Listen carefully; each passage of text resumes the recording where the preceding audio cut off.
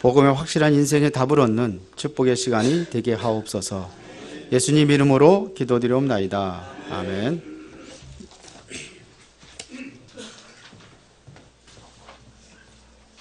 옆 사람하고 인사하겠습니다. 하나님은 당신을 사랑하십니다. 다시 한번 인사하겠습니다. 복음은 당신의 그 문제의 해답입니다.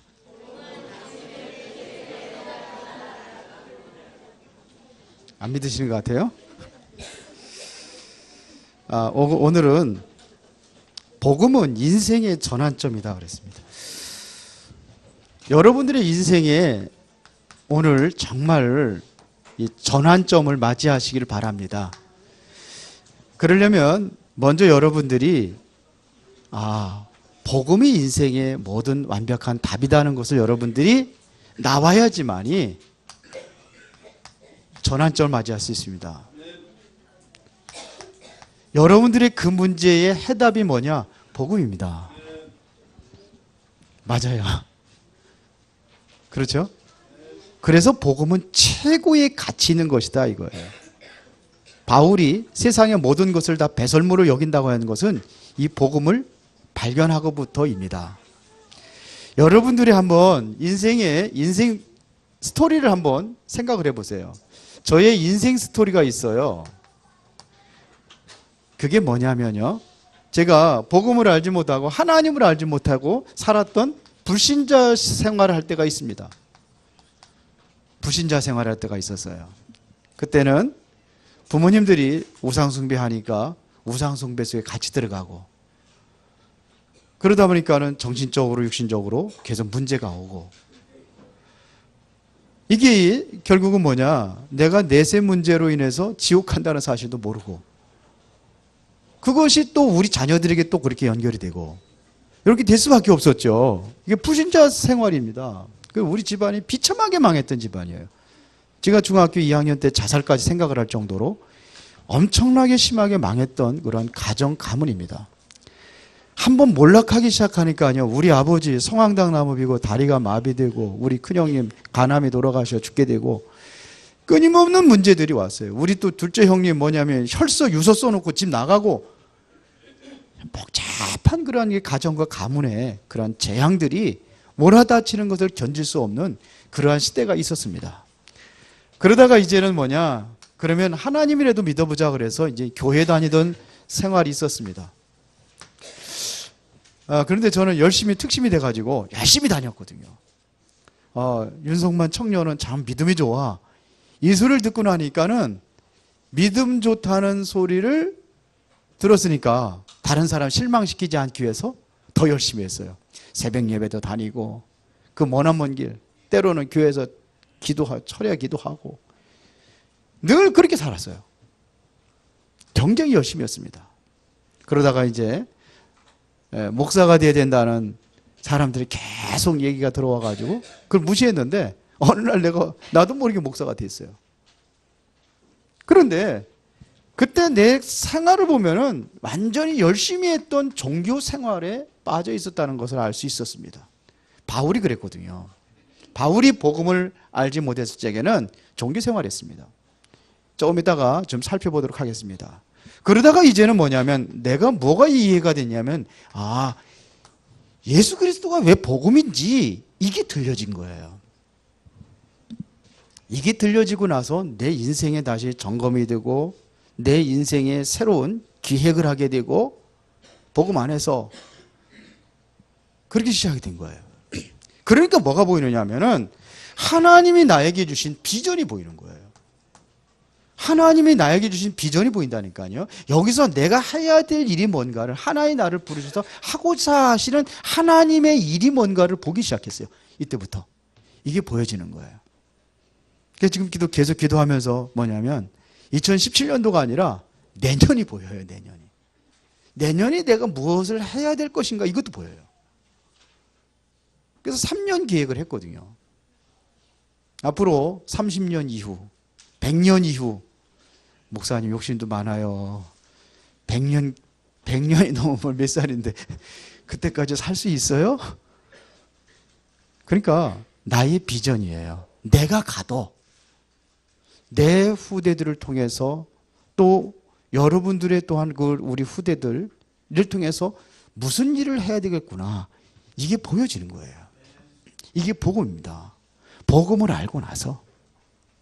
그러면 복음이 뭐냐 이거예요. 그러면 복음이 뭡니까? 성경에서 보면요. 로마서 1장 2절부터 4절에 분명히 이렇게 얘기했어요. 이 복음은, 그래, 복음은 설명합니다. 복음이라는 것은 선지자를 통해서 미리 약속되어야 그게 복음이에요. 그리고 성결의 영으로는, 아니, 그 이전에 뭐냐, 혈통으로는 다윗의 혈통을 통해서 오셔야 돼요. 다시 말하면 왕족으로 오셔야 돼요. 그 다음에 성결의 영으로는 이것은 다시 말하면 죄가 없어야 돼요. 그리고 죽으시고 부활하셔야 됩니다. 그게 누구냐? 그게 바로 그리스도다. 이렇게 얘기합니다. 그래서 복음은 그리스도입니다. 이 그리스도가 누구냐 하는 겁니다. 공자가 그리스도라면 우리는 공자를 믿어야 돼요. 석가모니가 그리스도라면 석가모니를 믿어야 돼요. 그런데 성경에서는 누가 그리스도요? 요대로 선지자들로부터 미리 약속하셨고 다윗의 혈통을 통해서 오셨고 죄가 없는 몸으로 오셔서 죽으시고 부활하신 그분이 누구냐 이거예요. 그게 예수란 말입니다. 그래서 우리는 예수를 그리스도라고 하는 겁니다. 예수는 이름이고 그리스도는 우리 인생의 근원적인 문제를 해결하신 직분을 이야기하는 것입니다. 그렇죠? 그러면 이 그리스도라는 직분은 무슨 일을 했느냐 이거예요. 하나님을 만나는 길 대신 선지자십니다. 내가 곧 길이요 진리요 생명이니 나로 말미암지 않고는 아버지께로 올 자가 없느니라 그랬어요. 예수님 만나는 길이 되십니다. 로마서 8장 1절 2절에 보니까는 그러므로 이제 그리스도 예수 안에 있는 자에게 결코 정죄함이 없나니 그랬어요. 정죄함이 이는 그리스도 예수 안에는 생명의 성령의 법이 죄와 사망의 법에서 너를 해방하였습니다. 그래서 죄와 저주 이 모든 것을 끊으신 제사장 되신다 이런 얘기입니다. 그리고 세상의 운명과 사주팔자 여기서 빠져나오는 길이 있어요. 이게 뭐냐? 성경에서는 운명이라는 얘기 안 하는데 그 운명이 뭐냐? 사단한테 잡혀 사는 것을 불신자들이 쓰는 용어가 운명입니다. 빠져나올 수 없다고 그러는데 빠져나오는 길을 열어주세요. 왜? 이거를 꺾으셨어요. 그래서 그분이 세상의 만왕의 왕으로 오셔서 사단의 권세를 깨뜨렸다 이겁니다. 운명을 깨뜨렸다 이겁니다. 그래서 요한일서 3장 8절에 하나님의 아들이 나타나신 것은 마귀의 일을 멸하라 하심이라. 이게 복음입니다. 이것이 체험될 때에 여러분들의 인생에 완전히 바뀌어지는 역사가 일어난다 이거예요. 인생의 전환점. 나를 누가 이렇게 만들었는가? 누가 이렇게 만들었는가? 복음이요. 여러분들의 인생을 누가 이렇게 새롭게 뒤집을 수 있느냐? 복음이요. 이게 복음이에요. 예수 믿으면 축복받는다. 예수 믿으면 돈 많이 벌고 예수 믿으면 건강해진다. 병 고칠 수 있다. 틀린 건 아니에요. 그러나 그게 목적이 아닙니다. 예수님은 그리스도로 오셔서 우리를 이 죄와 저주에서 해방하시고 이 운명의 사단 권세를 깨뜨리고 하나님 만나는 길을 열으신 분이 그리스도입니다. 그래서 예수 믿으면 하나님의 자녀가 되는 신분과 권세가 회복되는 것입니다. 그런데 오늘 바울이라는 사람이 이 복음이 체험되기 이전에 어떻게 살았느냐 이거예요. 종교생활. 복음을 모를 때는 종교생활을 했어요. 하나님을 믿었지만서도 복음을 이해하지 못한 상태다 이거예요. 복음을 이해하지 못한 상태는 종교생활에 빠지는 겁니다. 예수가 누군지를 모르고 교회 열심히 다닐 수 있어요. 얼마든지 다녀요. 그러나 이 복음을 모르고 바울이 얼마나 열심히 다녔습니까? 그런데 복음을 몰랐다는 얘기입니다. 이해하지 못했단 말입니다. 열심히 다녀도 복음을 이해하지 못하면은 그 사람은 구원받지 못한 사람입니다. 그러니까 복음을 이해하지 못했다는 것은 어떻게 구원받는지 구원도 전혀 이해하지 못한 상태를 이야기하는 것입니다. 그러면 복음도 모르고 구원도 모르니까는 열심히 종교생활 해야 될 거 아닙니까? 그게 뭐냐면 자신의 방법으로 살아갑니다. 신앙생활 하는데 자신의 방법으로 신앙생활을 한단 말입니다. 그랬어요. 그래서 빌립보서 3장 5절부터 6절에 보면은 바울이 그리 고백을 했습니다. 나는 신앙인의 최고 가는 모범자다. 이런 얘기입니다. 뭐라고 그랬습니까? 지금 이 바울은 복음이 아니라 종교의 명문 가문에 나는 명문 가문에 태어났다. 이런 얘기예요. 그렇게 이야기합니다. 그래서 여기에 보면 뭐라고 그랬습니까? 나는 8일 만에 할례 받은 사람이다. 늘 유대인들이 그렇게 8일 만에 할례를 받았거든요. 교회 다니는데 세례도 받아요. 그렇죠. 할례 받았습니다. 그 다음에 이스라엘의 족속이다 그랬습니다. 나는 베냐민 지파다. 베냐민 지파라는 것은 무슨 뜻이에요? 베냐민. 12지파 중에 베냐민. 그 지파의 사람이다 이거예요. 더한 것은 뭐냐면 나는 바리새인 중에 바리새인이라 했습니다. 바리새인이라는 것, 히브리인이요. 히브리인이라는 것은 전통 유대인이다 이거예요. 저 사마리아 사람과 같은 그런 피가 섞이지 않는 사람이다 이런 얘기예요. 그러면 뭐라고 합니까? 바리새인 중에 바리새인. 바리새인이라는 얘기는요, 신앙생활에 흠이 없는 사람을 얘기하는 거예요. 아무나 되는 게 아닙니다. 오늘날로 얘기하면 국회의원이에요. 체육가는 그런 명문 복음의 명문 가문에 아주 명문 가문의 출신이 바로 바울입니다. 거기에서 여기에는 빌립보서에는 안 나왔지만서도 가말리알의 최고 가는 학문을 가지고 있는 사람이 가말리알의 수제자가 바로 바울입니다. 지금으로 말하면 대통령 후보감이요. 이 사람이 바울입니다. 그뿐만 아니라 나는 율법으로다도 흠이 없는 사람이라 그랬습니다. 율법도 철저히 지켰다 그랬습니다. 지금으로 말하면은 11조 잘 내죠. 하나님 앞에 그 위에 헌금 잘하죠. 그리고 안식일 철저히 지키죠. 예배라는 예배는 모든 예배 다 철저히 지키죠. 그런 얘기예요. 오늘 2주 만에 만난 분들도 많거든요. 근데 여기는 바울은 완전히 율법으로 그러니까 절대적으로 철저히 지켰던 사람이에요. 그 바울이 그 율법으로 흠이 없는 자라고 그랬거든요. 그러면은 나는 율법으로다가 구원받을 수 있다고 생각을 하는 거예요. 율법 가지고는 제 문제를 해결할 수 없고 사단의 권세를 깨뜨릴 수 없습니다. 율법 가지고는 하나님을 만날 수 없습니다. 의로운 행동은 존경하고 본받을 만하지만 이것 가지고는 구원받는 게 아닙니다. 그렇죠? 해적선 탄 사람이 아무리 착하고 선하다 할지라도 그건 도적입니다. 우리가 보기는. 그래요, 안 그래요? 그래요. 이게 바로 바울입니다. 그러면서 열심으로는 교회를 박해했다 그랬습니다. 교회를 박해했다는 얘기는 뭐예요?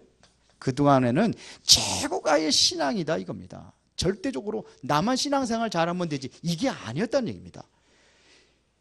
예수가 그리스도라고 하는데 내가 보기엔 아니요. 이것은 2단 중에 2단이요.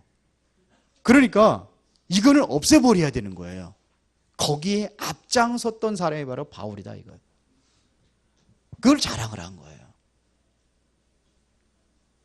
애국자 그러면 애국자 나는 애국자 집안이다 이런 거 자랑하잖아요. 그렇죠? 그러면 사람들이 존경하잖아요 또. 그런 사람이요. 이게 종교 생활입니다. 바울이 그랬습니다. 복음을 알지 못했을 적에는. 그러니까 이 사람은 항상 죄의 지배를 받아서 살아가는 겁니다. 그래서 여기 디모데전서 1장 13절입니다. 디모데전서 1장 13절에 보니까 나는 비방자요, 박해자요, 폭행자요 이렇게 됐습니다. 그리고 디모데전서 1장 15절에 보니까 나는 죄인 중에 괴수라 이렇게 얘기합니다. 내가 복음을 알고 나니까 나는 죄인 중에 괴수라. 그러니까 자기 스스로 죄의 지배를 받아 살아갈 수밖에 없었다는 겁니다. 그래서 스데반 집사를 돌에 쳐 죽이는 데 앞장섰던 사람이에요. 이단 척결한다고. 그랬거든요. 그 그 기록에 남아있는 사람이 바로 바울이요. 돌로 다 친 사람들 다 기록에 남는 게 아니에요. 누가 기록에 남아요? 옷을 맡은 사람이 기록에 남아요. 저 사람을 죽여야 되니까 마땅히 저렇게 거기 앞장서서 옷을 맡은 사람들. 그러면 돌을 제일 먼저 던져서 죽이는 사람이 바로 기록에 남아요. 그 기록에 남았던 사람이 바로 바울입니다. 그러면서 로마서 7장 24절입니다. 뭐라고 기록했냐면요. 오호라 나는 곤고한 사람이로다 그랬어요. 열심히 종교 생활하는데 뭔가 모르게 자기도 모르게 곤고하고 뭔가 모르게 속이 비어있는 것 같고 공허하고 이런 걸 느끼는 거예요. 열심히 교회 다니며 다 했는데 이렇게 느꼈어요. 바울입니다. 오호라 나는 곤고한 사람을 이 사망의 몸에서 누가 나를 건질 수 있을까? 그러면서 그리스도가 아니면 이렇게 고백을 합니다. 그리스도를 하기 전에 이 곤고한 상태가 계속 지속이 된 거예요. 공허한 상태가 계속 지속이 된 겁니다. 혹시 여러분들이 그렇다고 한다면 오늘 복음 속에 들어가시기 바랍니다. 성경에서 말하는 겁니다. 바울이 얘기하는 겁니다. 그런데 오늘 본문에 드디어 바울이 그리스도를 만납니다. 그리스도라는 것은 바로 이 복음이라고 그랬잖아요. 이 복음은 이 그리스도를 만납니다. 그러니까 바울이 가지고 있던 모든 의문이 여기서 완전히 해결되는 순간입니다. 이게 바로 복음 이해입니다. 드디어 이제는 뭐냐? 복음을 이해한 거예요. 종교 생활이 아니라 이제는 복음 속으로 들어갑니다. 이거를 체험합니다. 지금 바울이 보기는요, 그리스도를 기다리고 있는데 예수는 그리스도 아니라는 겁니다. 어떻게 그리스도가 저 천구석에서 태어나가지고 어떻게 배우지도 못한 그러한 그 목수 아들로 태어나서 이런 얘기예요. 태어나려면은 어떻게 돼야 돼요? 왕족을 통해 나와야 되거든요. 그 왕족이라는 거 모르는 거예요. 아까 그랬잖아요. 어디에 태어나야 돼요? 로마서 1장 2절 4절에 다윗의 혈통을 통해서 와야 되는데, 그러면 왕궁에 헤롯 궁전에 이런 거 왕궁에 태어날 줄 알았는데 그것도 마구간, 아무도 아는 사람도 없어. 마구간에서 태어난 그 아이를 누가 알아보겠습니까? 그 시골에 나사렛이라는 그 시골 동네 자라고. 근데 갑자기 일어나가지고 보니까 오줌 싸고 똥 싸고 했던 인간이 갑자기 일어나가지고 내가 그리스도라고 하는데 누가 믿어지겠습니까? 그 순수한 그런 믿음을 가진 사람들이 갖지 않으면은 안 믿어지거든요. 그러니까 똑똑한 사람들이 안 봐도 그리스도가 아니에요. 그래서 핍박하는 겁니다. 그런데 그날도 예수 믿는 사람들이 다메섹에 숨어 있다는 이야기를 듣고 대제사장의 문서를 들고 이제 잡아오라는 그 문서를 가지고 달려가는 겁니다. 어디를? 다메섹으로. 가다가 예수님을 만난 거예요.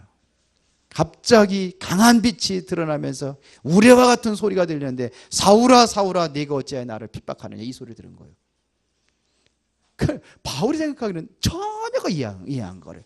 자기가 하는 행동은 이것이 옳은 행동이요, 나는 정말로 하나님을 위해서 지금 최고의 일을 하고 있다고 생각을 하고 있는데 하늘에서 음성이 들리면서 바울아 바울아 네가 어찌하여 나를 핍박하느냐. 바울의 생각은 하나님을 핍박한다는 소리 생각을 한 번도 해본 적이 없어요. 그러니까 주여 니시오니까, 갑자기 나오는 게 주여 니시오니까. 그때 뭐라고 합니까? 네가 핍박하는 예수라. 오늘 성경입니다. 네가 핍박하는 예수라. 그 순간에 바울의 모든 의문이 여기서 다 풀려집니다. 복음을 거부하고 받게 된 바울에게 누가 나타나냐? 이제 그리스도가 나타나신 겁니다. 이게 체험되는 순간입니다. 그러니까 이게 뭐냐면 그분이 부활했다고 하는데 이게 믿어진 거예요. 아, 그분이 부활하셨구나. 지금 살아계시구나. 이걸 본 거예요. 체험을 한 거예요. 그래서 제가 그렇게 기도하라고 그러잖아요. 복음의 비밀을 발견하고 복음이 체험이 되어지고 복음이 누려지고 복음이 정말 나에게 응답이 오고 그래야 되거든요. 이래야 여러분들이 각인 뿌리 체질이 다 바뀌어지게 돼 있어요. 바울이 오늘 그리스도가 체험되는 순간에 모든 비밀들이 다 풀려지기 시작합니다. 그래서 이때 이분이 정말 그리스도가 맞구나. 이게 발견된 겁니다. 그러니까 복음의 비밀이 뭐냐면 이게 이제 발견되는 순간입니다. 이게 눈이 열려지는 순간입니다. 그렇죠. 왜 그분이 십자가에 못 박혀 죽으셔야 되는가 이걸 아는 거예요. 그의 죽음을 알았습니다. 피 흘림이 없은즉 사함이 없느니라. 성경에 그렇게 됐거든요. 이거는 구약에 예언된 거예요. 그래서 피를 흘려야 되는구나. 그런데 자기의 생각과 기준이 이게 벗겨지지 않으니까는 그 얘기가 이해가 안 간 거예요. 피 흘림이 없은즉 사함이 없느니라. 이게 이해가 안 간 거예요.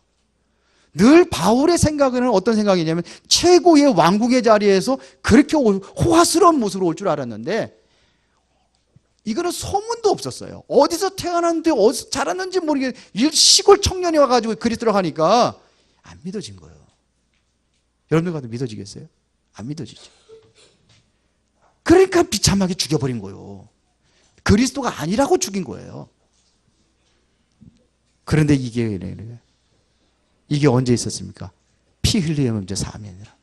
그래서 구약에 수많은 사람들이 그렇게 양을 잡고 피를 흘려서 죽이고 소를 잡아서 피 흘려 죽이고 모든 백성들의 죄를 다 전가시켰는데 그래서 예수님 앞에 우리의 인생의 모든 죄를 전가시켰구나. 제사장 대신 그리스도로 아는 거예요. 아까 얘기했던 로마서 8장 1절부터 2절입니다. 이게 발견된 거예요. 그분이 아니면은 어둠의 흑암과 사단의 세력을 꺾을 수가 없구나. 이 세상의 권력과 왕의 모습으로 와가지고는 절대로 해결할 수 없구나. 이거를 깨달은 거예요. 그 세상에 임금들 많이 있잖아요. 그 왕의 모습을 그렇게 멋있는 모습으로 와가지고 그 모습 가지고 안 되는구나. 전 세계에 있는 모든 미사일을 동원한다 할지라도 마귀는 이길 수 없구나. 이게 발견된 거예요. 맞아요? 북한에 있는 핵무기를 가지고 쏘아댄도 마귀는 못 죽여요. 사람만 죽이지. 그게 발견된 거예요. 호화스러운 왕이 아니에요. 호화스러운 최고의 권력을 가지고 있는 그런 분이 아니에요. 그게 발견됐다 이겁니다. 그게 뭐예요? 그래서 하나님의 아들이 나타난 것은 마귀를 멸하라 하심이라. 그래서 운명에서 완전히 이거를 해방하실 비밀. 그래서 하늘과 땅의 권세를 가지고 오셨구나 이겁니다. 사단의 권세를 깨뜨리신 참 왕이다 이거예요. 그래서 예수님만이 하나님 만나는 길이구나. 그래서 바울이 고백한 거 보면요, 복음은 비밀이라는 얘기를 자꾸 얘기합니다. 이 비밀은 모든 믿는 자에게 구원을 주시는 하나님의 능력이 됩니다. 첫째는 유대인에게 또 헬라인에게. 비밀이라는 소리를 많이 해요. 이게 감추어져 있다는 겁니다. 비밀이라는 얘기는. 그래서 그분만이 하나님 만나는 길을 열으시구나. 내가 바로 그분을 통해서 내가 하나님을 만나게 되는구나. 이게 완전히 이해되고 체험되어진 순간이요. 그때부터 바울이 완전히 변화됩니다. 바울이 어떻게 변화되느냐면 180도 인생의 전환점을 맞이합니다. 자, 바울은요, 자신을 왜 부르셨는지 부름에 대한 이유를 알았습니다. 이거를 분명히 알고 있었어요. 오늘 예수님께서 지금 이야기하시는 내용이 15절입니다. 그 다메섹이라는 곳에 아나니아라고 있는데 아나니아하고 바울하고 붙여주는데 아나니아가 뭐라고 그러냐면 너가 이제 가서 직가라는 곳에 가서 사울이라는 청년을 만나라. 그랬더니 아나니아가 그러는 겁니다. 그 사람을 왜 만납니까? 그 사람은 우리를 핍박하고 박해하는 자요. 지금도 우리를 잡으려고 오는데 그 사람을 왜 만나야 됩니까? 그때에 예수님께서 하시는 말씀입니다. 주께서 이르시되 15절입니다. 주께서 이르시되 가라. 이 사람은 내 이름을 예수가 그리스도라는 사실을 이방인과 임금들과 이스라엘 자손들에게 전하기 위해 택한 나의 그릇이라. 왜 부르셨어요? 증인으로 세우려고 부르신 겁니다. 자, 그래서 바울은 3차 전도 여행을 합니다. 평생 동안 전도하다 죽습니다. 그래서 어디로 갑니까? 마게도냐로, 데살로니가로, 아시아로. 그래서 3차 세계 전도 여행을 마친 다음에 로마서 사도행전 19장 21절엔 후에는 내가 로마도 보아야 하리라 그랬어요. 그래서 재판 과정에서 보면 많은 왕들을 만납니다. 서기오, 바울, 그 다음에 벨리스 총독, 베스도, 아그리파, 가이사, 그 앞에 쓸 때마다 뭐냐면 내가 만난 그리스도를 얘기합니다. 내가 만난 그리스도. 그리고 그러잖아요. 너의 학문이 너를 미치게 만들었구나 이렇게 얘기하거든. 나는 미친 게 아니다 이거예요. 내가 만났다 이거 그리스도를. 그거를 증거합니다. 예, 만나고 체험됐거든요. 그래서 부르심의 이유대로 바울은 그렇게 살아갑니다. 그래서 오늘 본문에 봅시다. 9장 20절입니다. 19절 그 가운데부터 보세요. 음식을 몸에 강건하여지니라. 그래서 19절이에요. 그래서 사울이 다메섹에 있는 제자들과 함께 며칠 있을 때 즉시로 각 회당에서 예수가 하나님의 아들심을 전파하니 그랬어요. 즉시로. 이제 눈이 떠자마자 뭐냐면 예수가 바로 하나님의 아들이다. 그리고 21절에 보세요. 듣는 사람이 다 놀라 말하되 이 사람이 예루살렘에서 이 이름을 부르는 사람을 멸하려던 자가 아니냐. 여기 온 것도 그들을 결박하여 대제사장들에게 끌어가고자 함이 아니더냐. 그때 사울은 더 힘을 얻어서 뭐라 그래요? 예수를 그리스도라고 증언했다. 이제는 뭐냐면 증인으로 완전히 변화된 인생이 된 겁니다. 예수가 그리스도가 아니라고 핍박했던 바울이 예수가 그리스도라고 증거하기 시작했단 말입니다. 그때 유대인들이 당혹해지는 거예요. 깜짝 놀라는 겁니다. 아니 바울이라는 사람은 유명한 사람이에요. 다 알아요 유대인들이요. 그 당시에 최고 가는 그런 바울이거든요. 알기 때문에 놀라는 거예요. 유대인들은 예수가 그리스도 아니라고 죽였는데 바울에게 예수는 그리스도라 이렇게 증거하는 거예요. 무슨 얘기 알아듣겠습니까? 예수는 이름입니다. 그리스도는요. 우리 인생의 이 세 가지 문제, 하나님 떠나게 된 문제, 죄의 문제, 사단과 운병에서 건지신 그리스도, 이거를 증거하는 거예요. 맞습니까? 이거를 증거하는 겁니다. 완전히 인생이 변화돼 버렸죠. 17장 3절 한번 더 볼까요? 사도행전 17장 3절에 바울이 회당에 들어가서도 이야기합니다. 자, 17장 1절부터 한번 보겠습니다. 그들이 암비볼리와 아볼로니아로 다녀가 데살로니가 이르니 거기서 유대인의 회당이 있는지라. 바울이 자기의 관례대로 그들에게로 들어가서 새 안식일에 성경을 가지고 강론하며 뜻을 풀어 그리스도가 해를 받고 지금 구약의 성경을 가지고 이야기하는 거예요. 그 성경의 그 뜻을 풀어가지고 그리스도가 해를 받고 죽은 자 가운데서 다시 살아나야 할 것을 증언하고 이르되 내가 너에게 전하는 이 예수가 곧 뭐다? 그리스도라. 그래서 우리는 예수가 그리스도라고 증거하는 겁니다. 왜 예수를 그리스도라고 하는지 여러분 분명히 안다면은 여러분들도 이러한 새로운 인생의 전환점을 이루게 될 줄로 믿습니다. 그러면서 뭐라고 하냐면 고린도 5장 17절에 보니까는 누구든지 그리스도 안에 있으면 새로운 피조물이라 이전 것은 지나갔으니 새 것이 되었도다 그랬습니다. 이것은 다시 말하면 재창조 역사를 이루는 겁니다. 그리스도 안에 있으면 새롭게 창조된 존재다 이거예요. 새로운 피조물이라 이전 것은 지나갔으니 보라 새 것이 되었도다. 여러분들이 과거의 모든 문제, 저주 이제 다 끝났습니다. 새로운 피조물입니다. 이게 체험이 되어야지만 여러분들이 누릴 수가 있어요. 그래서 미션을 내준 겁니다. 뭐라고 그랬어요? 주는 그리스도시요 살아계신 하나님의 아들이십니다. 그리스도는 하나님을 만나는 길이 되십니다. 죄와 저주에서 해방이 되십니다. 승리가 되십니다. 그런데 그거 하기도 힘들죠. 이제 오늘 다시 내드리겠습니다. 하세요. 거기 어디 있느냐? 맨 주보 뒤에 보면은 뒤에서 한 장, 두 장 넘기면 은혜로운 현장과 문화 소식에서 보면은 복음 개인화를 위한 기도라고 기도는 빠졌습니다. 개인화를 위한 기도가 빠졌네요.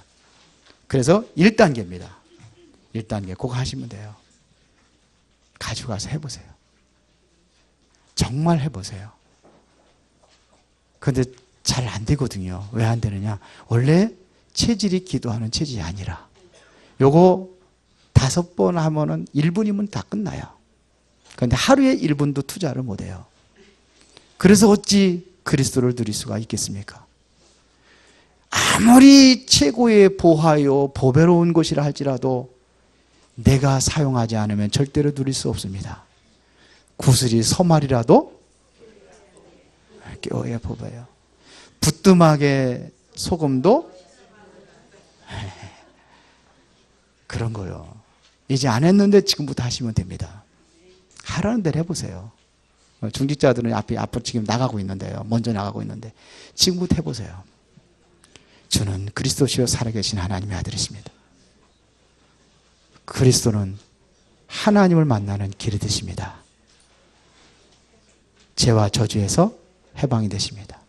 사단을 이긴 승리가 되십니다. 운명에서 우리가 빠져나왔다는 겁니다. 입으로 고백을 하는 거예요. 그럼 이것에 적용하는 단계가 있어요. 사실적으로 이거를 가지고 그대로 삼직의 그리스도를 가지고 기도하는 방법은 3단계 합니다. 여기서 재창조 역사가 일어나는 거예요. 해보세요. 정말 믿음으로 해보세요. 나는 했는데 더 큰 심각한 문제가 옵니다. 그럴 수 있습니다. 괜찮아요. 지나갑니다. 그게 바로 문제 해결에 그리스도 앞에 이게 발악을 하는구나 이렇게 믿으면 돼요. 믿으십니까? 재창조 역사가 일어난 거예요. 바울이 이 그리스도를 발견하고 뭐라고 그랬냐면요. 갈라디아서 2장 20절에 이제는 내가 사는 게 아니구나 이렇게 했어요.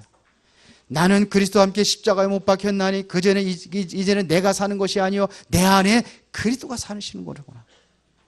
이제 내가 살기는 사는데 사는 것은 나를 위해 자기 몸을 버리신 하나님의 아들을 믿는 믿음 안에서 사는 것이라. 이게 믿음으로 사는 삶이에요. 내가 아니라 내 안에 누가 살아요? 그리스도가. 바울이 많은 고백을 했습니다. 결론입니다. 그리스도를 만나고 많은 고백을 했는데 그 중에서 몇 가지만 딱 이야기하자면요. 그리스도를 발견하니까 이게 최고의 지식이구나. 이렇게 얘기했습니다. 그리스도 안에 보니까는 모든 보화가 이 안에 있구나. 보화가 이 안에 있구나. 지혜와 지식과 모든 보화가 그리스도 안에 있구나. 골로새 2장 2절부터 3절. 이렇게 생겼어요. 바울이 고백을 했습니다. 모든 보배가 그리스도 안에 있구나. 고린도후서 4장 7절에 보니까 우리가 이 보배를 질그릇에 가졌으니 그랬습니다. 최고의 보배가 뭐냐? 바로 그리스도구나. 요한복음 17장 3절에 보니까 영생은 유일하신 참 하나님과 그의 보내신 자 예수 그리스도를 아는 것이라 그랬어요. 예수 그리스도를 안다는 것이 바로 영생이라는 얘기예요. 이 영생의 축복 속에 들어가시기 바랍니다. 바울은 그리스도 발견하고 뭐라 그러냐? 내가 지금까지 따라가려고 했던 모든 것을 배설물로 여기노라. 학문도 필요 없고 필요 없다는 거 아니죠. 학문이 아무것도 아니구나 이런 얘기예요. 내가 지금으로 말하면 바리새인이라고 하는데 지금 그 70인에 들어가는 겁니다. 70인. 지금의 국회의원 수준인 거예요. 그것도 필요 없구나. 내가 그것 쫓아다가다가 내가 그리스도를 놓칠 뻔했구나. 이런 얘기예요. 그래서 나는 감사하노라. 그리스도를 위하여 내가 고난을 받고 핍박을 받아도 나는 감사하다. 감옥에 갇혀 있는데 감옥 밖에 있는 사람이 한테 향해서 얘기합니다. 감사하라. 내가 다시 말하노니 감사하라. 기뻐하라. 데살로니가서 5장 17절부터 18절에 보면 항상 기뻐하라. 쉬지 말고 기도하라. 범사에 감사하라. 바울이 그랬어요. 그런데 여기서 항상 근심하고 쉬지 말고 근심하고 범사에 염려하고 복음 안에 들어가면 그게 바뀌어질 집이 있습니다. 문제가 있으면 문제 속에 하나의 답이 있어요. 승리하시기를 예수의 이름으로 축원합니다. 전능하시고 살아계신 아버지 하나님 감사합니다. 복음을 통해서 인생의 전환점을 맞은 바울처럼 우리의 인생도 새로운 전환점을 맞이할 수 있는 그런 응답의 시간표가 오게 하여 주옵소서. 예수님 이름으로 기도드리옵나이다. 아멘.